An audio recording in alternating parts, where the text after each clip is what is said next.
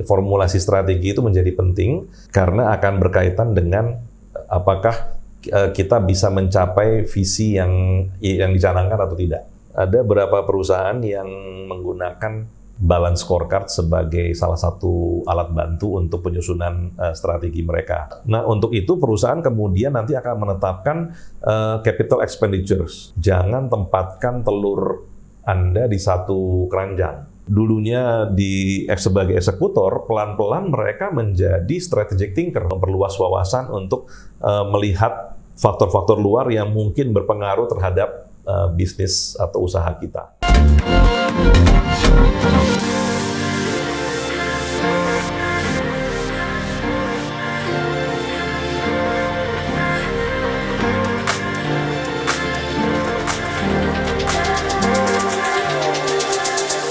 Good day Avenuers, welcome back to Avenue Podcast Projection, Project Management in Online Network. Jumpa lagi dengan saya Dani, senang sekali bisa bertemu kembali dengan Avenuers untuk sharing dan belajar bersama tentang Project Management. Nah, tak lupa juga semoga Avenuers dalam kondisi sehat selalu ya di tengah cuaca yang tengah tidak menentu ini, tapi semangat dari Avenuers tidak boleh ikut mendung ya Avenuers. Nah, sebelum saya spoiler nih untuk narasumber siapa yang akan mendampingi kita untuk sharing di episode podcast kali ini, jangan lupa untuk subscribe channel kita ya agar tidak ketinggalan episode selanjutnya dan juga info-info menarik seputar project management. Nah, Avenuers, kali ini kita akan didampingi seorang narasumber hebat yang sudah hadir juga di samping saya. Beliau adalah Mas Daniel Rusdi, STMM PMP. Selamat pagi Mas Dani. Selamat pagi Mbak Dani. Bagaimana kabarnya Mas Daniel? Luar biasa. Alhamdulillah. Boleh disapa dulu rekan-rekan Avenuers kita? Selamat pagi rekan-rekan Avenuers. Baik, Pak Daniel, terima kasih banyak sebelumnya sudah berkenan mampir dan juga sharing dengan Avenuers nih di tengah kesibukan Mas Daniel. Terima kasih banyak.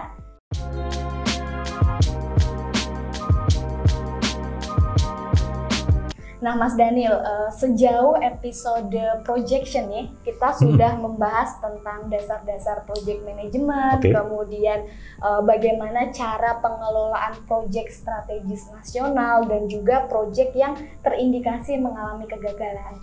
Nah, tapi sebetulnya project itu kan tujuannya pasti ada hubungannya dengan aspek bisnis, Mas Daniel.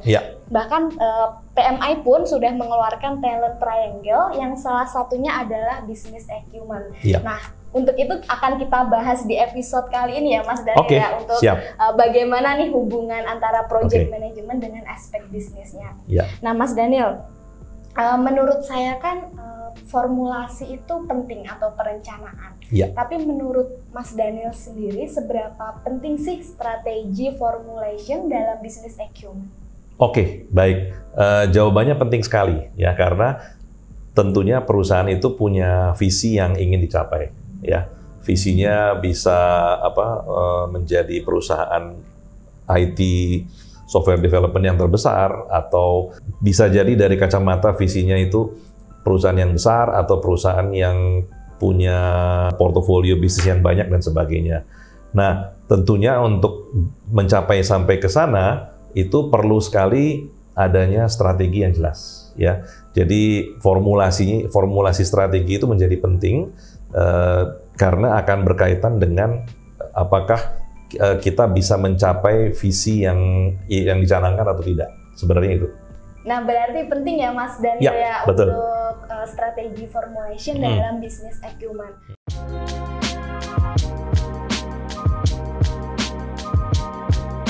Nah, dari vision tadi, sebenarnya apa sih objektif dalam kita melakukan strategi? Jadi biasanya kalau kita tergantung dari kerangka yang digunakan ya, biasanya dalam menyusun strategi. Nah, ada beberapa perusahaan yang menggunakan balance scorecard sebagai salah satu alat bantu untuk penyusunan strategi mereka, terutama di dalam eksekusinya. Nah, biasanya kalau kita lihat dalam kacamata balance scorecard, kita melihat yang namanya bisnis itu punya beberapa fase, ya, beberapa fase. Pertama adalah kalau kita mengenalnya kan sekarang namanya startup ya. Ya, startup itu jadi perusahaan itu mulai kecil ya, kemudian dia menjadi besar. Nah, biasanya dari startup kemudian perusahaan ingin melakukan yang namanya scale up. Ya, scale up itu artinya size-nya kita perbesar ya. Jadi kalau dulu kita hanya menjual satu produk, kemudian produknya berkembang ya, atau kita hanya bermain di satu market, kemudian marketnya kita kembangkan di market yang tempat lain. Nah, di dalam fase-fase ini biasanya kita melihat kalau di fase yang fase-fase ini tentunya ada objektif yang ingin dicapai ya. Nah, kalau dari kacamata balance scorecard biasanya perusahaan nanti akan menentukan apakah di dalam objektifnya adalah ada dua yang besar biasanya ya kalau kita lihat dari kacamata komersial. Yang besar itu adalah satu pertumbuhan pendapatannya atau revenue growth biasanya kita sebutnya. Nah, kemudian yang kedua adalah tentunya perusahaan ingin untung ya, berarti profitability itu menjadi objektif juga di sini ya. Nah, di dalam setiap fase ini bisa jadi growth dan profitability ini akan berbeda. Kalau di fase startup biasanya yang dipentingkan adalah growth-nya. Ya, profitability belum terlalu menjadi fokus. Nah, tetapi ketika dia masuk ke fase di mana bisnis itu mulai matang ya, dalam tanda petik atau orang bilangnya mature ya, maka di situ adalah growth mungkin tidak terlalu tinggi, tetapi profitability-nya yang menjadi fokus dari ini ya. Nah, jadi disitulah perusahaan perlu menetapkan objektif-objektifnya. Nanti itu diturunkan ke bawahnya sampai untuk eksekusinya. Begitu, Mbak. Berarti dalam menentukan objektif juga harus disesuaikan dengan kacamata bisnis itu sendiri ya? Ya, betul. Ya. Kacamata perkembangan bisnisnya, betul. Ya.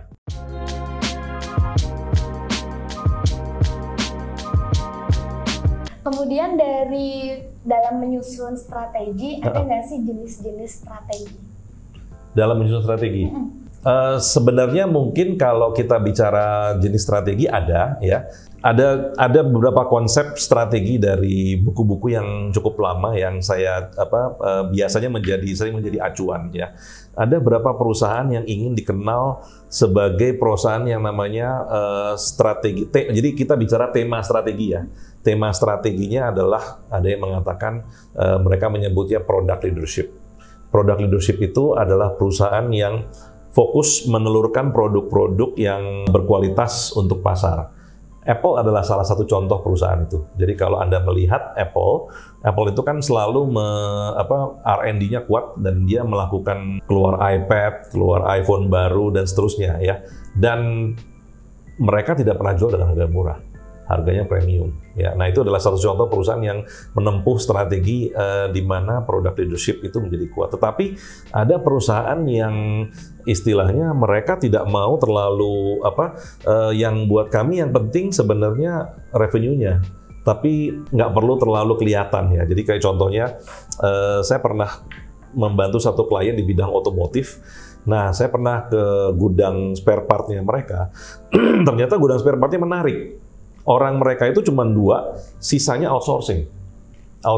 Mereka outsourcing ke perusahaan yang namanya DHL, logistik company. Waktu saya tanya, kenapa Anda menggunakan DHL? Karena mereka bilang, kami perusahaan otomotif, Pak. Kami bukan perusahaan logistik. Tetapi kami tahu bahwa kami harus mendeliver spare part dari luar negeri, dari Thailand, kepada dealer kami secara tepat waktu. Nah, sehingga kami akhirnya menggandeng perusahaan ini untuk membantu di operation kami. Jadi istilahnya logo perusahaan otomotifnya di luar, tetapi di dalamnya tuh kalau kita lihat laptop atau desktop ada kata-kata Intel Inside. Ya. Jadi kalau yang ini perusahaan otomotif brandnya, kemudian di dalamnya DHL Inside. Kemasannya ya. Jadi DHL akan mengatakan bahwa buat kami menjadi terlalu terkenal nggak terlalu perlu. Yang penting kami di dalam itu mereka istilahnya membantu si perusahaan ini. Yang penting kan cuannya dapat dong, ya kan? Yang penting dapat mereka di situ dan mereka tiap bulan dapat pendapatan dari jasa yang mereka berikan. Kembali lagi ke objektif yang tadi. Kembali lagi ke objektifnya tadi kan, gitu kan, bahwa revenue-nya harus grow kan, ya. Dan mereka menggunakan keahlian mereka di bidang logistik untuk mendeliver solusi yang customized buat otomotif, mungkin buat rumah sakit, buat masing-masing itu tentunya mereka punya solusi yang berbeda.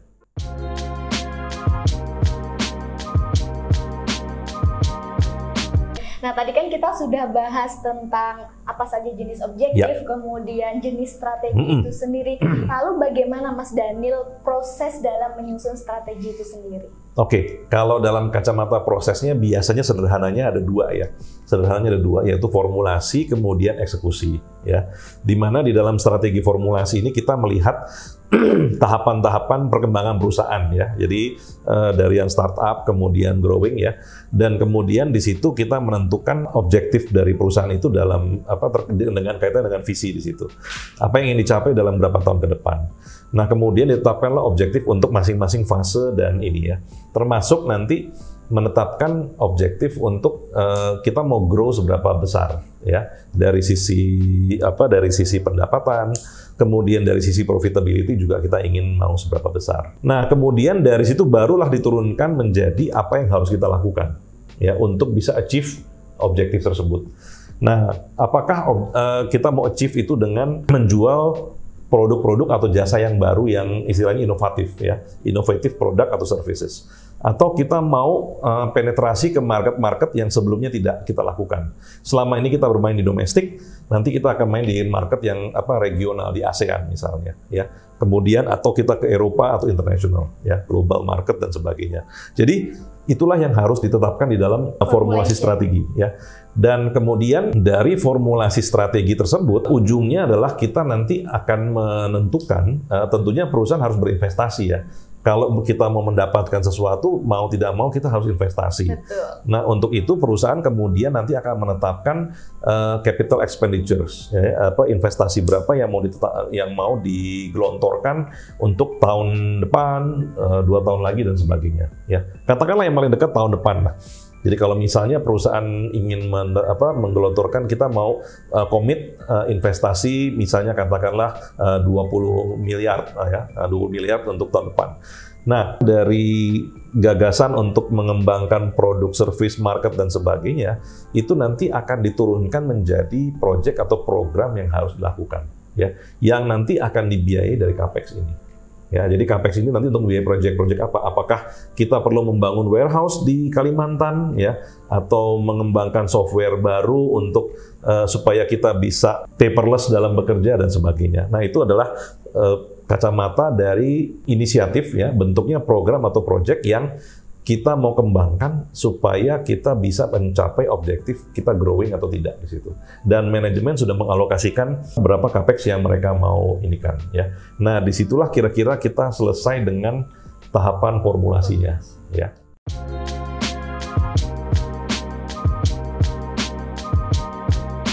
Nah, sebetulnya dalam melakukan strategi antara melakukan investasi dengan menentukan target apa yang akan dicapai itu lebih dahulu mana, Mas Dan? Tentunya targetnya dulu, ya. Karena CAPEX tadi itu tentunya kan kita harus berinvestasi di proyek-proyek yang terkait dengan dengan pencapaian target tersebut, ya. Kalau nggak terkait berarti kita CAPEX-nya investasinya bisa lari kemana-mana di situ. Jadi fokus investmentnya itu tentunya harus sesuai dengan objektif dan target yang sudah ditetapkan.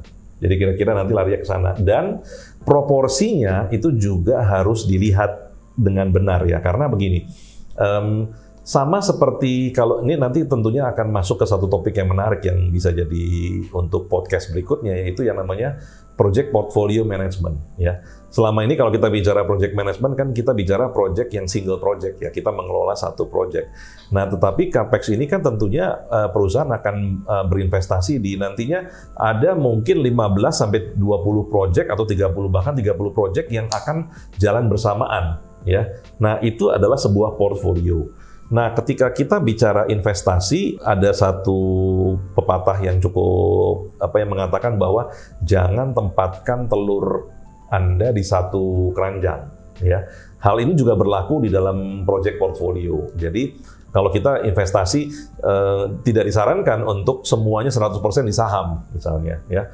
Sekian persen di saham, sekian persen di obligasi atau surat hutang, sekian persen lagi di deposito dan sebagainya. Nah, di dalam kacamata project management juga tidak wise kalau proyeknya semuanya product development semuanya. Ya, 20M tadi semuanya kita kembangin produk-produk baru, eksperimen, inovasi dan sebagainya ya. Karena apa? Karena berarti tidak ada porsi untuk, karena proyek-proyek ini kan baru, produk baru ini baru memberikan manfaat mungkin setahun atau 2 tahun kemudian ya, baru bisa memberikan sales buat kita. Nah, tetapi bagaimana dengan capabilities kita yang sekarang ya? Misalnya kita sekarang jualannya ini ya, artinya kan tetap equipment-nya yang sekarang untuk produksi perlu di maintenance ya. Jadi istilahnya perlu ada persentase proporsi untuk new product development, perlu ada proporsi untuk mempertahankan kapabilitas kita yang sekarang ya, maintain existing capabilities kita, dan kemudian ada juga proyek-proyek yang sifatnya infrastruktur. Kalau kita lihat kan pemerintah juga sama kan, nggak bisa kita cuman bikin proyek-proyek yang sifatnya high-tech ya, high-tech yang seperti apa, mau bikin pesawat, drone dan sebagainya teknologi, karena itu kan kita mau ngejar ketinggalan kita, nah nggak bisa. Tapi teknologinya kita punya, tapi jalan-jalan kita rusak, kereta kita nggak berfungsi dengan baik ya, jadi pelabuhannya juga nggak ada. Itu kan proyek-proyek infrastruktur. Faktor lain ya. Ya, jadi artinya yang namanya proyek juga perlu ada pembagian proporsinya. Nah, itu topik yang menarik untuk project portfolio management ya. Nah, tapi yang selesai di dalam formulasi adalah ketika kita bisa mendefine portfolio project yang mau dijalankan di next year atau next 2 years, kira-kira gitu. Siap, kita catat ya Mas Daniel.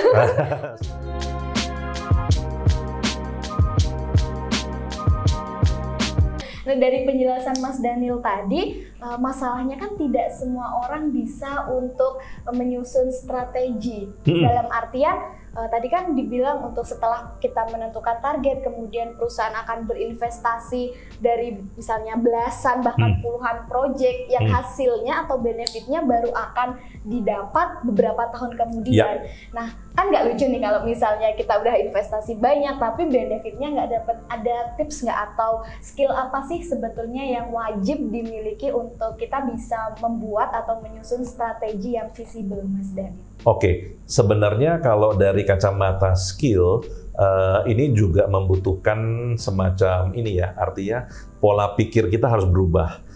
Saya mencoba melihat pengalaman pribadi saya. Dulu saya adalah seorang eksekutor murni karena saya kan di proyek konstruksi saya udah dikasih tugas, pokoknya kamu menyelesaikan proyek ini ya. Nah, tetapi ketika saya masuk ke business school, saya diajak untuk berpikir bukan hanya operasional dan proyek, tetapi strategik ya. Strategik di mana kita diminta untuk belajar membayangkan 2-3 tahun ke depan ya, atau bahkan mungkin lebih jauh dari itu. Di mana tidak semua orang nyaman dengan kondisi itu ya. Saya sendiri juga waktu awal juga nggak nyaman karena saya berpikir mimpi kali ya kalau orang mesti berpikir. Tapi itulah yang namanya perusahaan. Karena kalau yang kita bicara namanya perusahaan, kan kita pengen bisnis ini, pemilik bisnis ini tentunya ingin umurnya panjang. Ya, kalau kita bilang, makanya asumsi di akuntansi kan bahwa perusahaan ini going concern, artinya perusahaan ini tak terhingga umurnya ya. Makanya saya sering kadang-kadang kagum melihat perusahaan yang merayakan 50 tahun, merayakan berapa puluh tahun umurnya. Itu hebat, berarti mereka berhasil melewati pasang surut dunia usaha ya, dengan perubahan-perubahan yang terjadi. Dan itu menarik karena nggak semuanya bisa lolos. Nggak semuanya bisa survive ya. Jadi makanya kenapa mereka juga berinvestasi di SDM mereka untuk mengajak SDM-nya untuk bisa dulunya sebagai eksekutor, pelan-pelan mereka menjadi strategic thinker di dalam perusahaan ya. Bisa melihat ke depan dan bisa memahami ketika pendiri perusahaan itu punya visi ke depan dan mereka membantu merealisasikannya. Ya, jadi memang itu pembelajaran sendiri ya. Tapi yang itu tadi pertama, bahwa kita mesti bisa punya bayangan ke depan itu seperti apa, dan kemudian nanti ditarik ke masa kini, berarti kita bisa mengidentifikasi gap. Ya, gap yang antara apa yang dibutuhkan di masa depan dengan yang kita miliki saat ini. Nah, gap inilah yang harus kita selesaikan di dalam strategi tersebut.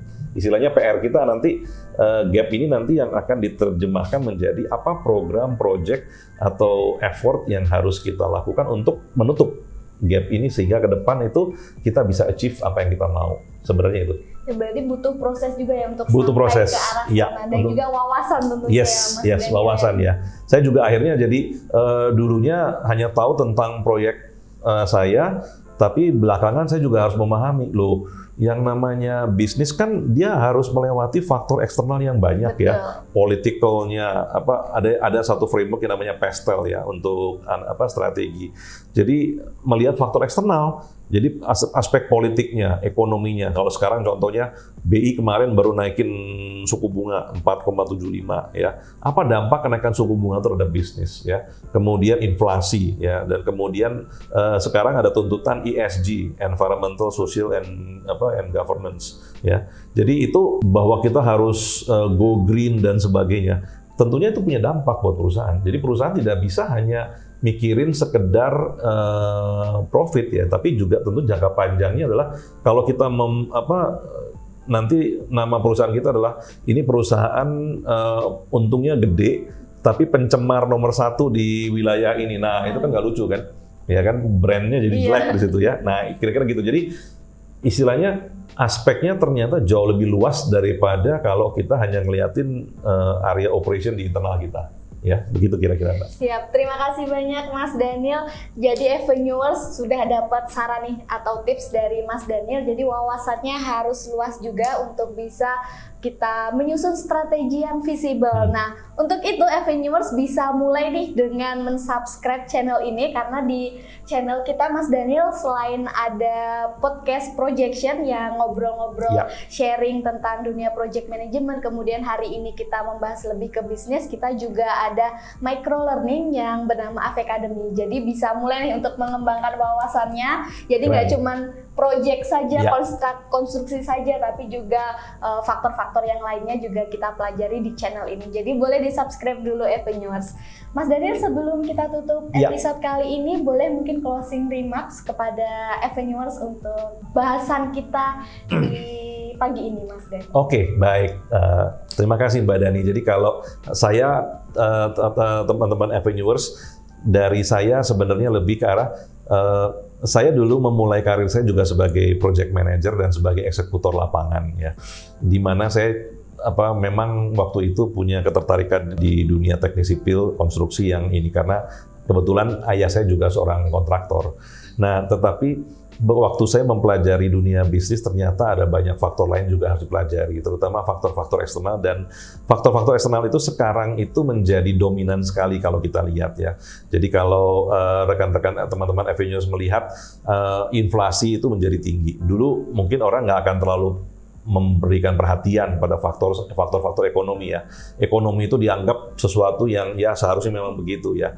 Tapi ketika inflasi terjadi, harga-harga bahan contohnya di proyek, kalau di konstruksi itu harga-harga material sekarang mulai naik dan baik kontraktor maupun pemilik proyek mulai kebingungan mengenai bagaimana harga rumah nanti akan naik dan sebagainya.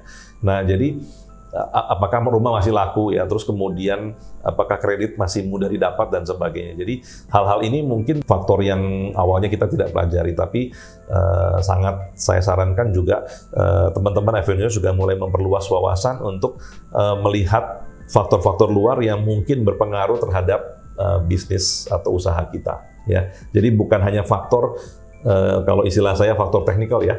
Ya kalau dulu saya mah cuma fokus sama isu teknikal di project.